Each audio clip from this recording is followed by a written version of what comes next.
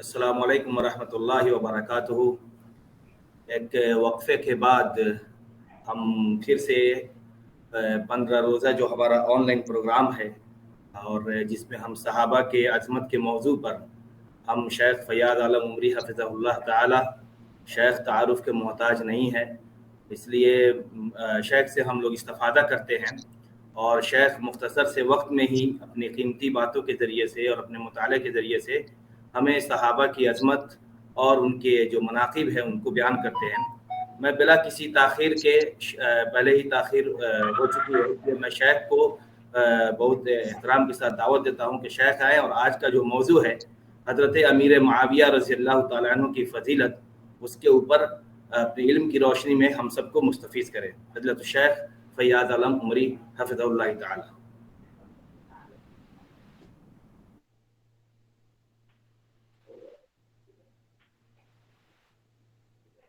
शेख आपका म्यूट है, उसको जी हाँ, अब आवाज आ रही है? जी शेख सारे लोग म्यूट कर लें अपने अपने ऑडियोज़ को। अस्सलामु अलैकुम वरहमतुल्लाहि वबरकातुह। शेख वीडियो चालू कर लें शेख। वालेकुम अस्सलाम वरहमतुल्लाहि और वबरकातुह। उसमें कुछ गड़बड़ दिखा रहा है वो बैकग्राउंड, इसीलिए मैं थोड़ा वो ऑफ कर दिया। क्या सेटिंग हो गया है मालूम नहीं। अच्छा, अल्हम्दुलिल्लाहि वहदा वस्सलातु वस्सलामु अला मन ला नबिय्य बअदा, अम्मा बाद, फ़अऊज़ु बिल्लाहि मिनश शैतानिर रजीम, बिस्मिल्लाहिर रहमानिर रहीम। वल्लज़ीना जाअू मिन बअदिहिम यक़ूलून रब्बना इग़फ़िर लना व लिइख़वानिना الذين سبقونا بالإيمان ولا تجعل في قلوبنا غلا للذين آمنوا ربنا إنك رؤوف رحيم. وقال تعالى تلك أمة قد خلت لها ما كسبت ولكم ما كسبتم ولا تسألون عما كانوا يعملون. اللہ تعالیٰ کا شکر، اس کا کرم، اس کا احسان ہے کہ پھر ہم لوگ آن لائن ہی صحیح کچھ باتیں سننے کے لیے جمع ہوئے ہیں۔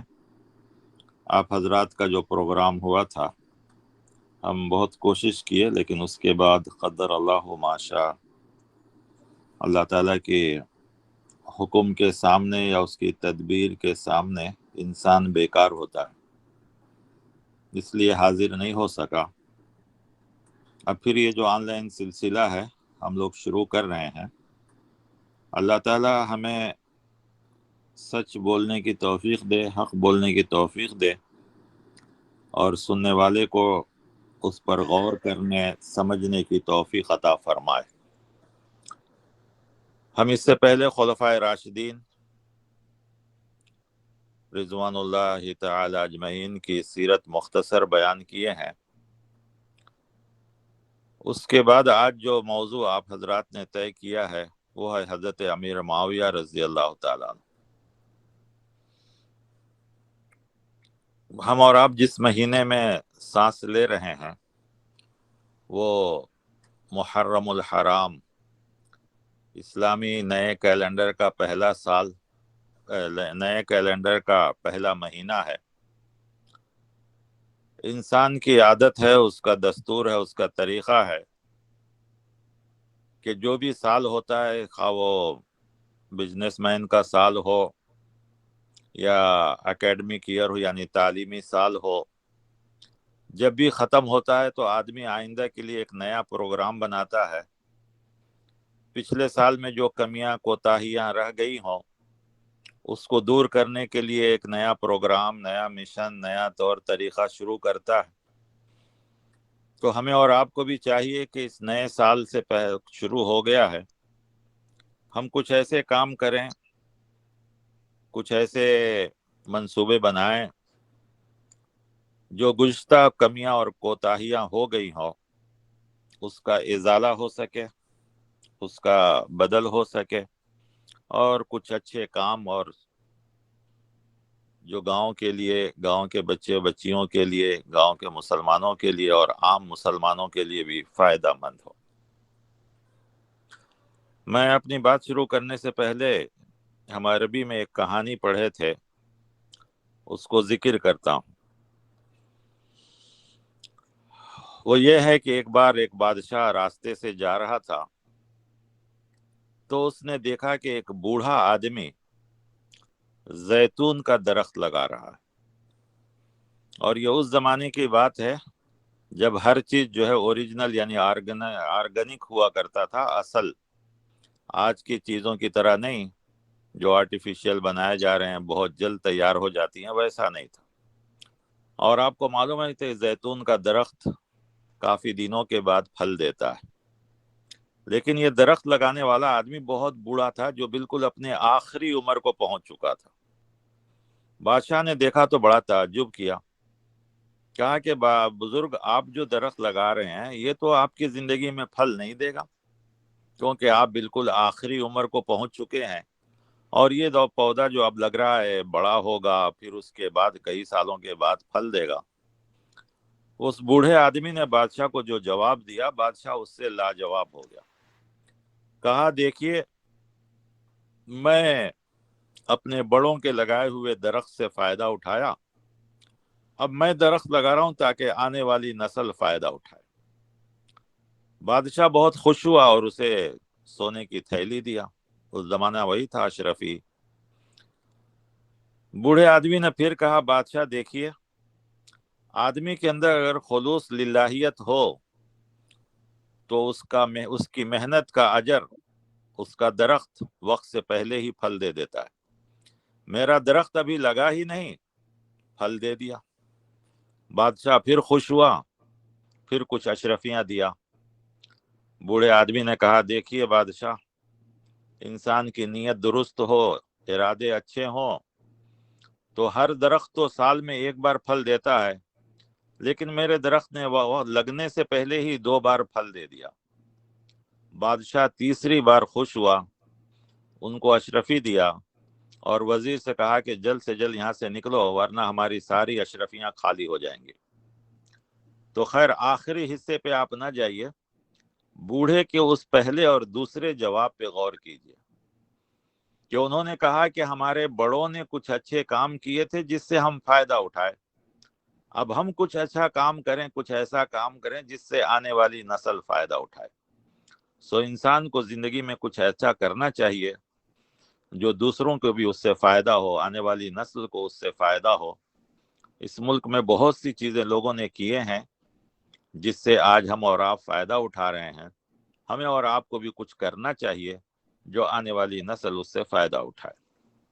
یہ تو میں نے سال کے تعلق سے، چونکہ اسلامی سال، نیا سال شروع ہوا ہے، اس لیے ہم نے اس کے تعلق سے بتایا۔ اب رہ گیا حضرت امیر معاویہ رضی اللہ تعالیٰ عنہ کی زندگی۔ سب سے پہلے تو آپ کا رشتہ پیارے نبی صلی اللہ علیہ وسلم سے کیا ہے؟ آپ ام المومنین ام حبیبہ رضی اللہ تعالی عنہ کے بھائی ہیں، اور یہ ام حبیبہ وہ ہیں جو مسلمان ہونے کے بعد پہلی ہجرت حبشہ کی طرف کی تھی، لیکن ان کے شوہر وہاں عیسائیت اختیار کر لیا، لیکن یہ دین پر قائم رہیں۔ سوچ کر دیکھیے ان کا ایمان کتنا مضبوط رہا ہوگا، ملک سے باہر، اکیلا، تنہا، لیکن انہوں نے دین پر اپنے آپ کو قائم رکھا۔ اللہ تعالیٰ کو یہ چیز اتنی پسند آئی کہ آخر اللہ تعالیٰ نے آپ کی شادی پیارے نبی صلی اللہ علیہ وسلم سے کروائی، اور یہ نکاح حبشہ کے بادشاہ نے کیا، اور وہاں سے پورے تحفے تحائف کے ساتھ آپ کی خدمت میں مدینہ منورہ بھیجا۔ تو ام حبیبہ اور حضرت معاویہ رضی اللہ عنہ دونوں بھائی بہن ہیں۔ جی اچھا، کچھ لوگ حضرت معاویہ رضی اللہ عنہ کو صرف ابو سفیان کی طرف جوڑتے ہیں، حالانکہ وہ بھی فتح مکہ میں مسلمان ہو گئے۔ فتح مکہ کی پہلی زندگی ان کی دیکھتے ہیں، لیکن اسلام کہتا ہے الاسلام یہدم ما کان قبلہ، اسلام لانے کے بعد پچھلی پوری گناہ اللہ تعالیٰ معاف کر دیتا ہے۔ تو ابو سفیان جب مسلمان ہوئے تو اللہ کے رسول صلی اللہ علیہ وسلم نے ان کو بڑا مقام دیا، کیونکہ وہ سردار تھے۔ تو کہا فتح مکہ کے دن کہ جو ابو سفیان کے گھر میں داخل ہو جائے اس کو بھی معافی ہے۔ اتنا بڑا مقام فتح मक्का के दिन उनको दिया गया, हालांकि वह अभी अभी मुसलमान हुए थे। तो अबू सुफियान के बेटे हजरत मुआविया हैं। मुसलमान होने के बाद प्यारे नबी सल्लल्लाहु अलैहि वसल्लम के साथ थे, कातिब वही थे, वही की किताबत किया करते थे ये भी। तो इससे खुद पता लगाइए कि वो पढ़े लिखे, समझदार, जी शऊर, तभी तो अल्लाह के रसूल सल्लल्लाहु अलैहि वसल्लम उनको वही की किताबत के लिए रखे हुए थे। फिर उसके बाद आपकी जिंदगी सबसे ज्यादा जो मशहूर है शाम की गवर्नरी से। शाम आज का नहीं, जिसे सीरिया कहा जाता है, अरबी में शाम या अंग्रेजी वाले सीरिया, उस वक्त का जो शाम था बहुत बड़ा इलाका था। आज का फलस्तीन, दिमश्क, लबनान, ये सारे इलाके मिलाते हैं, या सीरिया जो अब है वो शाम, ये सारे इलाके मिलाकर एक अकेला शाम हुआ करता था। अगर मुख्तसरन कहा जाए तो उस वक्त इस्लाम की 4 बड़ी फौजी छावनियां थी। मदीना मुनव्वरा सेंटर था, कूफा, बसरा, मिस्र और शाम। इन सबों में सबसे ज्यादा फौज शाम के पास ही हुआ करती थी। हजरत मुआविया रज़ियल्लाहु अन्हु, हजरत अबू बकर रज़ियल्लाहु अन्हु के जमाने में भी वहां गवर्नर रहे, हजरत उमर रज़ियल्लाहु अन्हु के जमाने में भी गवर्नर रहे। हजरत उमर रज़ियल्लाहु अन्हु के जमाने में उन्होंने सबसे पहले समुद्री फौज तैयार करने की इजाजत चाहिए थी, क्योंकि जमीनी जितने हिस्से थे सब फतह हो चुके थे। अब समुद्री सफर करके दूसरी जगह पर, लेकिन हजरत उमर रज़ियल्लाहु अन्हु ने, अल्लाह ने उनको फिरासत, सारी चीजें अता फरमाई थी, लेकिन चूंकि एक नया तजुर्बा था कि मालूम नहीं इसका क्या अंजाम होगा, समुंदर और सारी चीजें, इसलिए उन्होंने मना कर दिया था। आखिर हजरत उस्मान रज़ियल्लाहु अन्हु के दौर में इनको इजाजत मिली है, तो पहले मुसलमान गवर्नर हैं या फौज के कमांडर हैं, लीडर हैं, जिन्होंने समुद्री फौज तैयार किया है। समुद्री कश्तियां भी तैयार की हैं, समुद्री फौज भी तैयार किए थे, और इस्लाम को दूर तक उन्होंने पहुंचाया भी है। हजरत मुआविया रज़ियल्लाहु अन्हु की दूरंदेशी, इल्म, सब कुछ मानी हुई, सबके पास मुसल्लम है, सबके पास जो है उसकी इज्जत और एहतराम है। किसी ने आपके इल्म से या अमल से या आपके अखलाक से, किसी भी चीज से किसी को भी एतराज नहीं।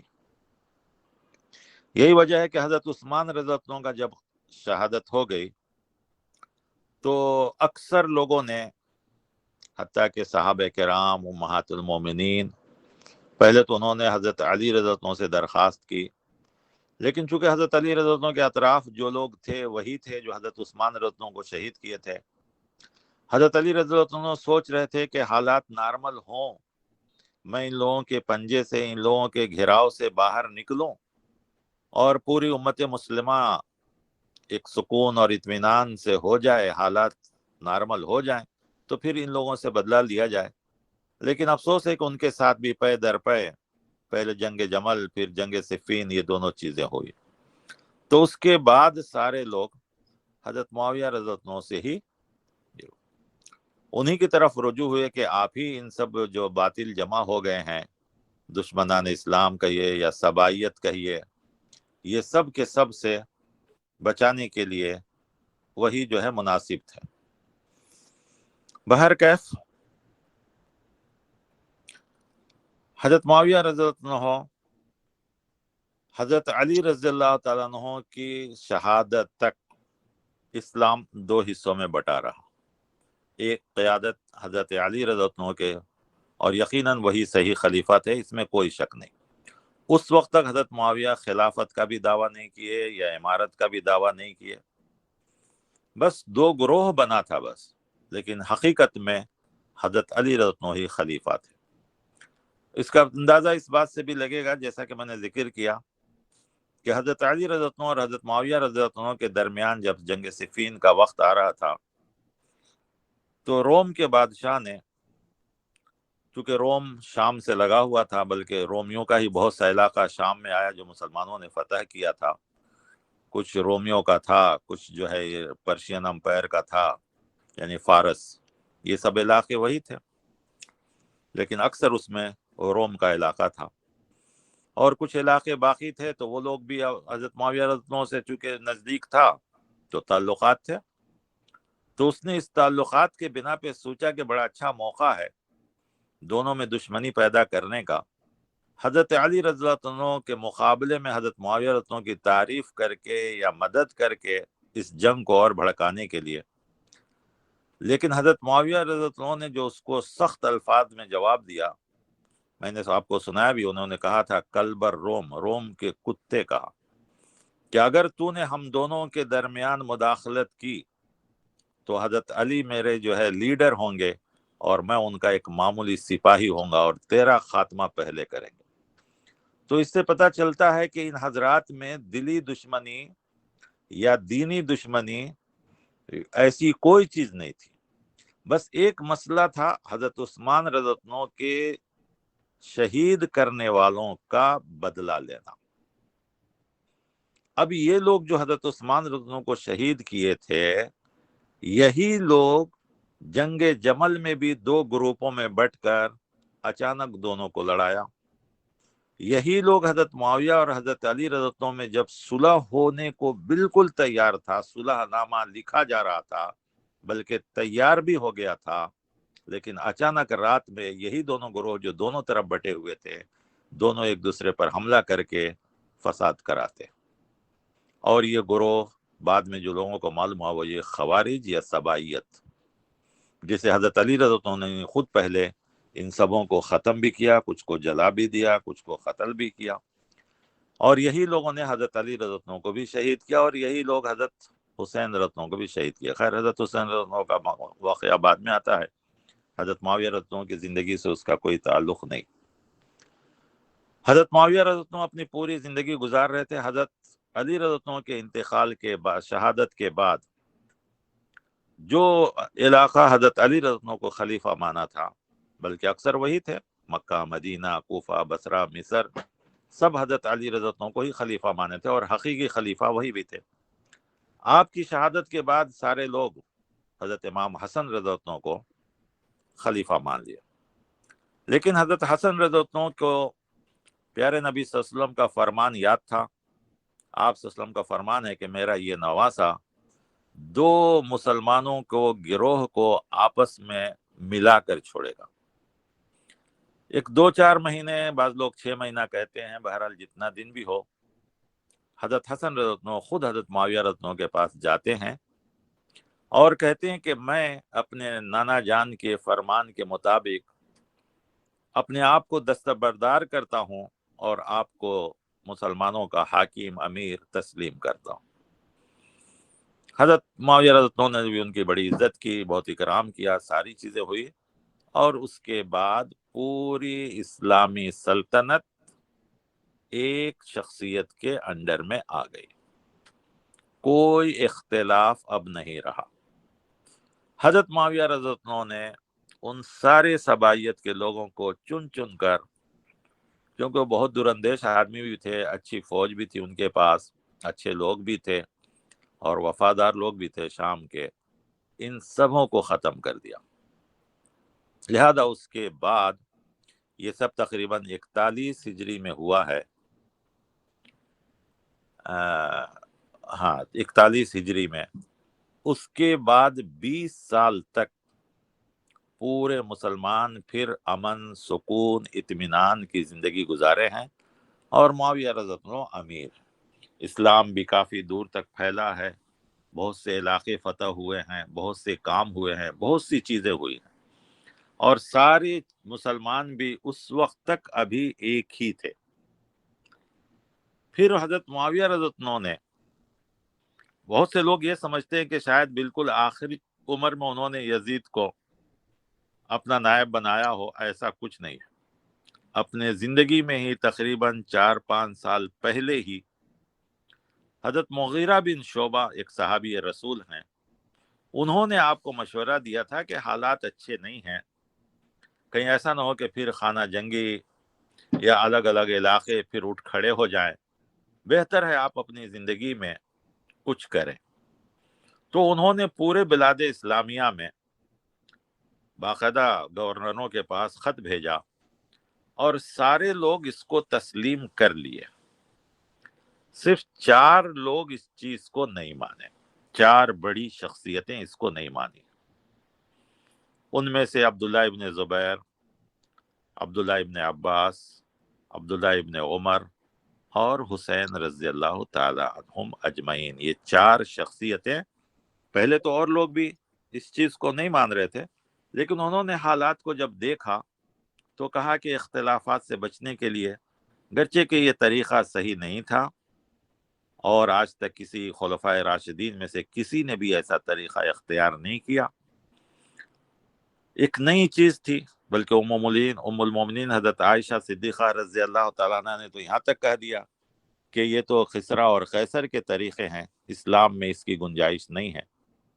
اور پہلے ہمارے پاس ایک طریقہ موجود بھی تھا، حضرت عمر رضی اللہ عنہ سے درخواست کی گئی کہ آپ اپنے بیٹے کو خلیفہ بنائے تو انہوں نے انکار کر دیا تھا اور 6 آدمیوں کی کمیٹی بنائی تھی۔ تو معلوم یہ ہوا کہ ایک ایسا طریقہ تھا جو اب تک نہیں ہوا۔ اسی لیے خاص کر یہ 4 حضرات، ان میں سے 2 عبداللہ ابن عمر اور عبداللہ ابن عباس رضی اللہ عنہ بعد میں خاموشی اختیار کر لیا، لیکن عبداللہ ابن زبیر رضی اللہ عنہ اور امام حسین رضی اللہ عنہ ان دونوں نے کہا کہ نہیں، ضرور اس کے لیے کچھ نہ کچھ کرنا چاہیے۔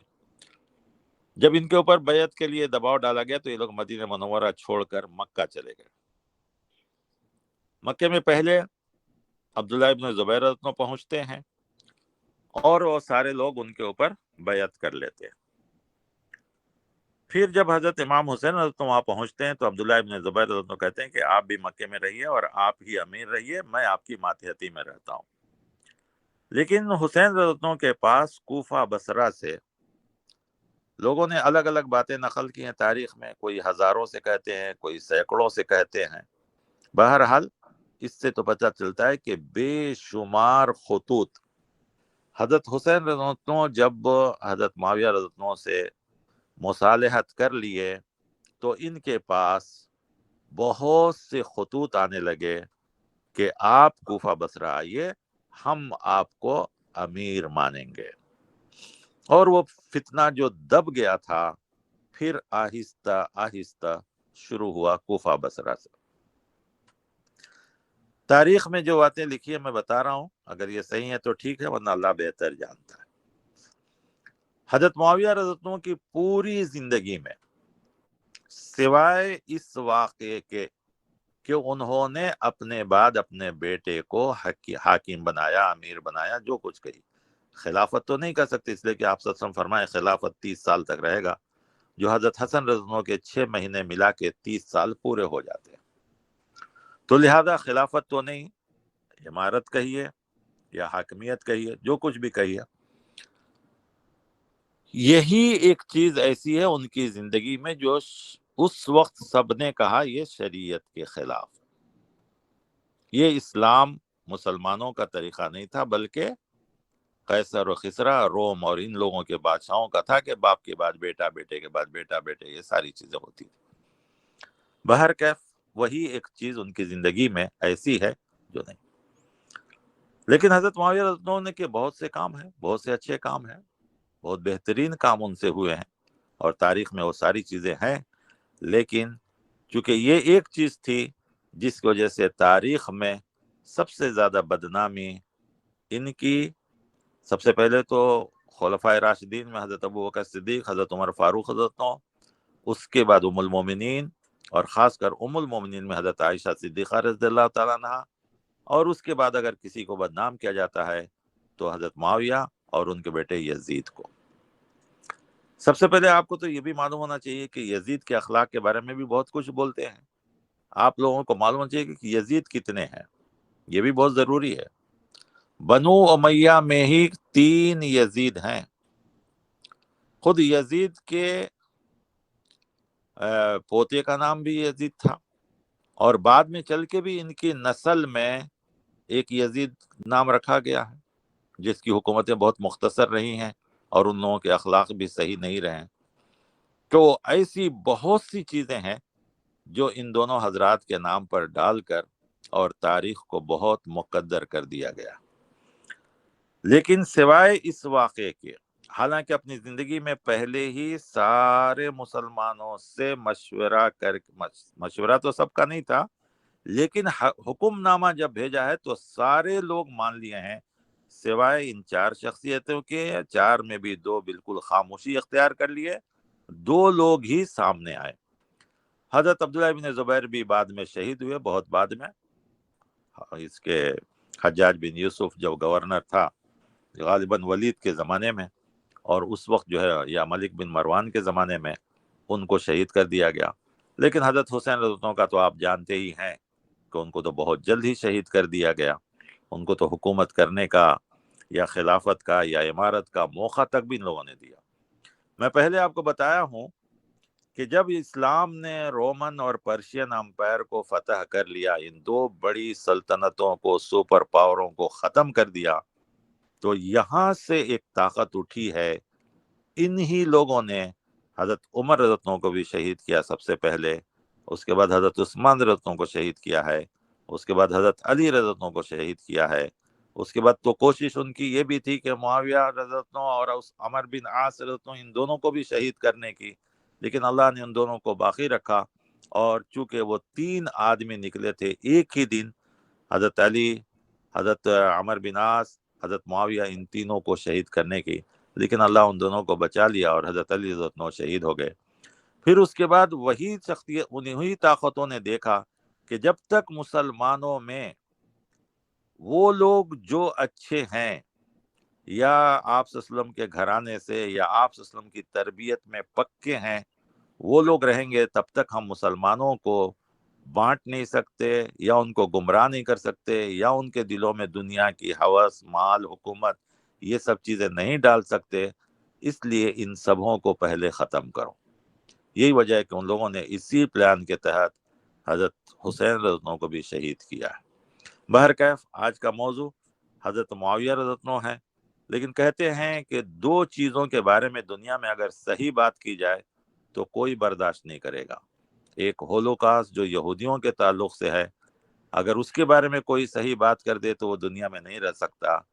ان واقعات کے بارے میں بھی صحیح بات کیا جائے تو کوئی بھی اس کو برداشت نہیں کرتا۔ بہرکیف ہمیں اور آپ کو آج کیا کرنا ہے؟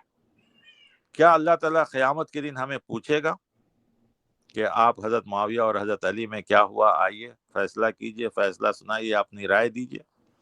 کیا جنگ صفین میں ان دونوں کا، جنگ جمل میں حضرت عائشہ صدیقہ رضی اللہ تعالیٰ عنہ اور حضرت علی رضی اللہ عنہ کے درمیان کیا ہوا؟ اللہ تعالیٰ ہم سے یہ کبھی نہیں پوچھے گا۔ اس لیے میں نے 2 آیتیں آج تلاوت کی ہیں۔ ایک آیت تو پہلے بھی تلاوت کی تھی، لیکن اس کو سن لیجئے ترجمہ۔ حضرت عبداللہ ابن عباس، یہ بھی حضرت عبداللہ ابن عباس آپ صلی اللہ علیہ وسلم کے چچا ہیں، حضرت عباس حضرت علی رضی اللہ عنہ کے بھی چچا ہیں، اور حضرت عبداللہ جو عبداللہ ابن عباس کے بیٹے ہیں، یہ اللہ تعالیٰ کے رسول صلی اللہ علیہ وسلم نے ان کی تعلیم کے لیے، ان کے علم کے لیے، تفسیر کے لیے دعا کی تھی ان کے لیے۔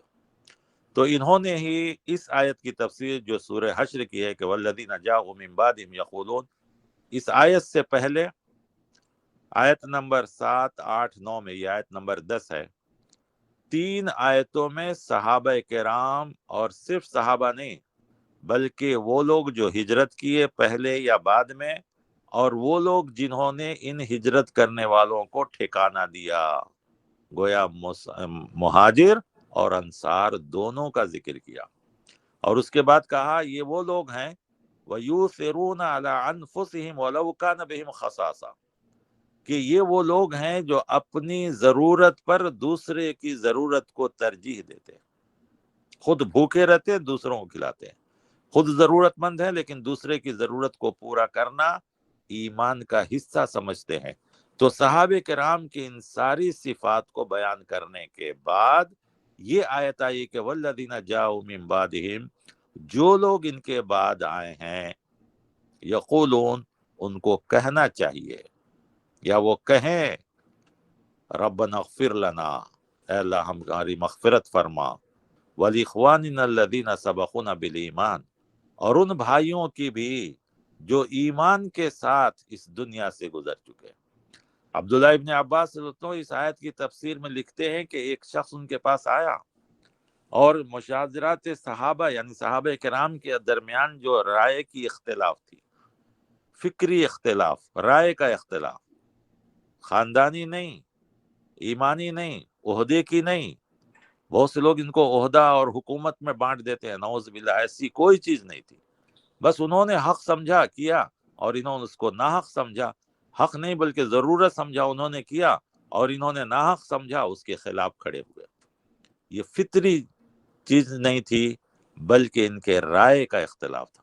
تو انہوں نے لکھا کہ جب وہ آدمی آپ سے پوچھا صحابہ کے خلاف کے بارے میں، تو حضرت عبداللہ ابن عباس رضی اللہ عنہ اس سے پوچھتے ہیں کہ تم کون ہو؟ مہاجر ہو؟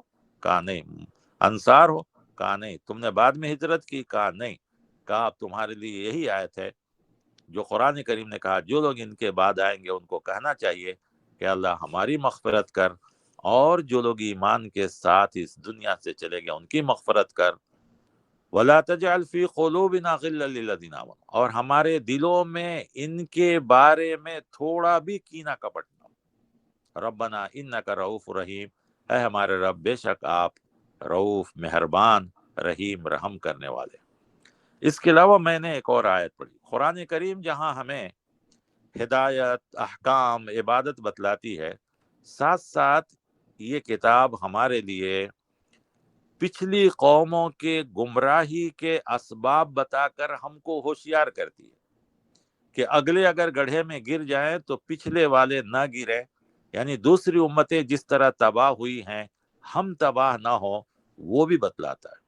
اسی لیے سورۃ البقرہ میں یہود کی پوری خرابیوں کو بیان کیا، ان کی اخلاقی، ایمانی، معاشرتی ساری خرابیوں کو بیان کر کے بتلایا گیا ہم کو، اور انہی کے بعد قرآن کریم نے ایک آیت کو 2 بار نقل کیا ہے، ایک رکوع کے شروع میں اور رکوع کے آخری میں، بلکہ اسی آیت پر پہلا جز ختم بھی ہوتا ہے، وہ یہ ہے کہ تلک امت قد خلت لہا ما کسبت۔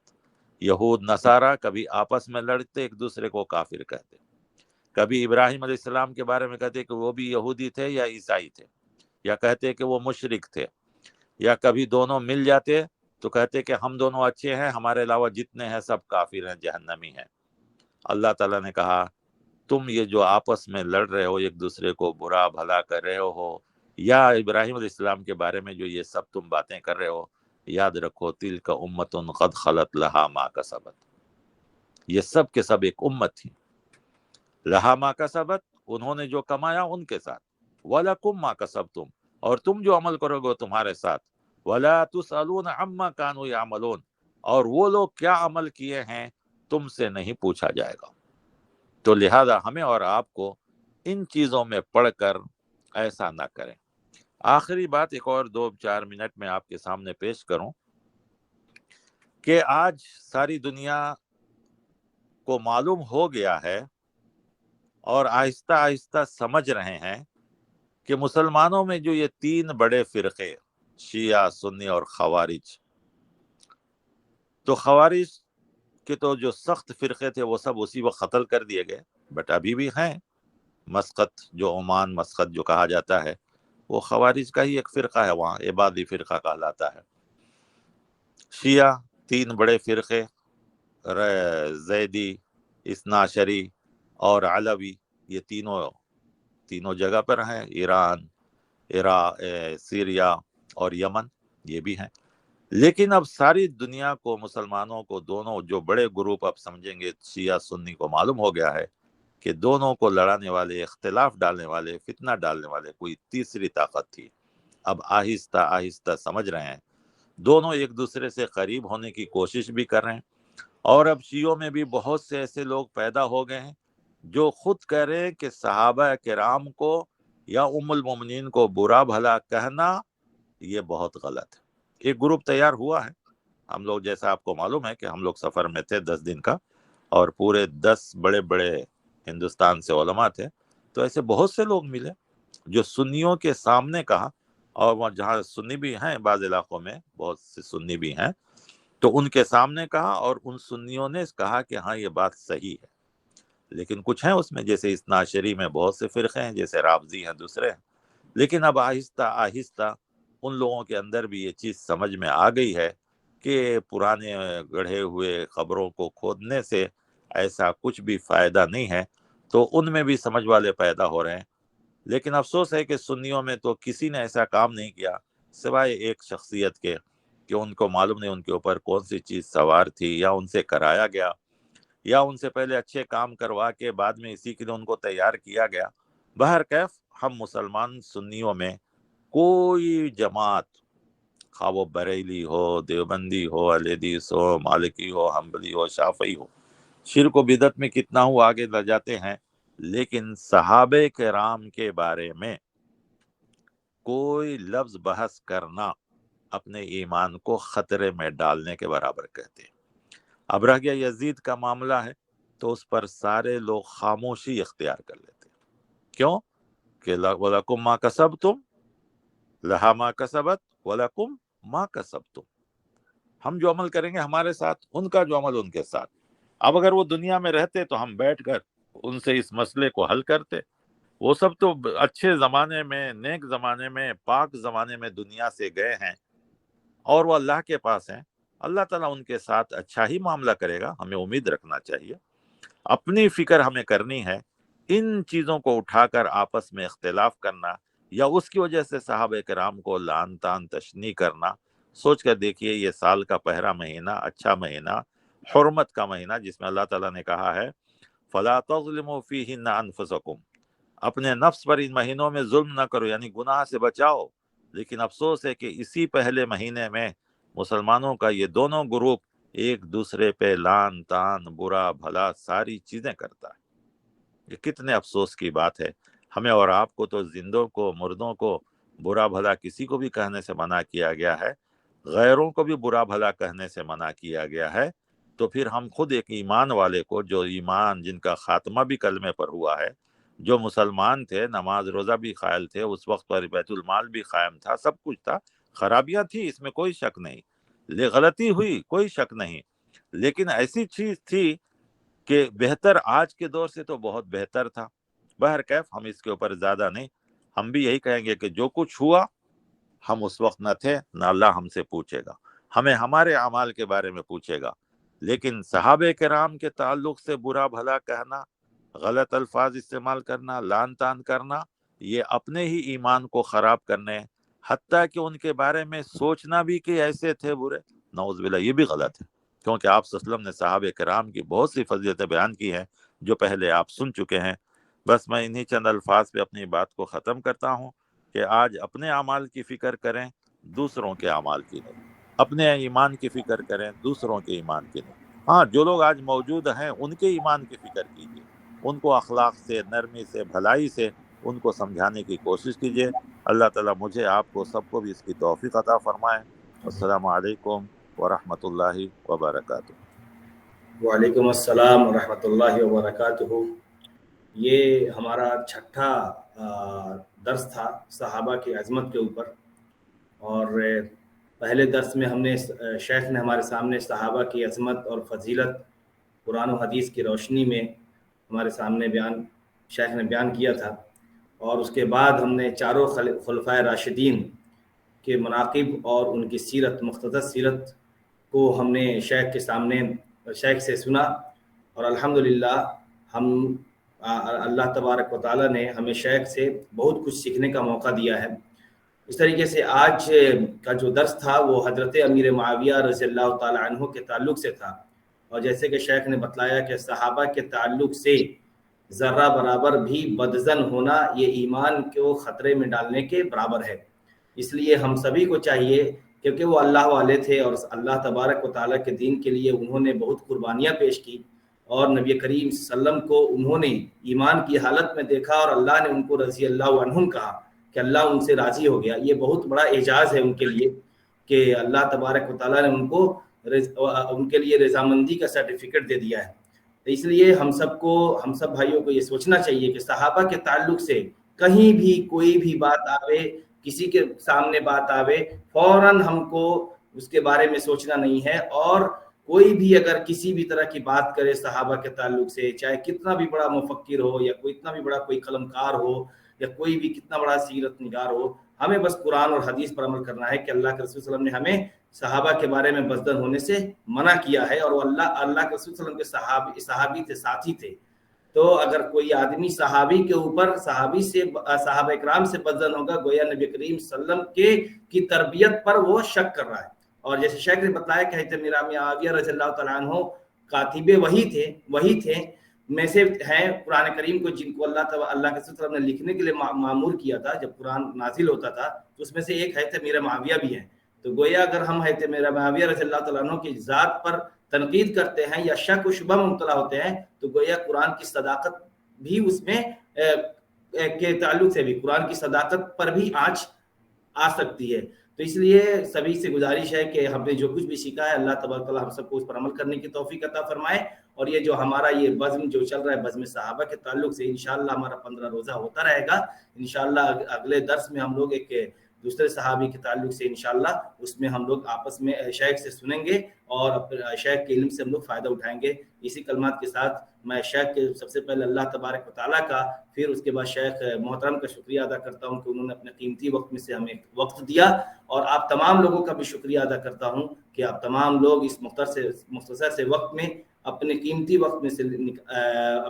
وقت سے نکال کر کے لائے، اور ہم سب کو اللہ تبارک و تعالیٰ نے یہاں ایک علمی بحث میں حصہ لینے کی توفیق عطا فرمائی۔ آپ سب کا شکریہ کے ساتھ اسی کے ساتھ پروگرام کا اختتام کا اعلان کیا جاتا ہے۔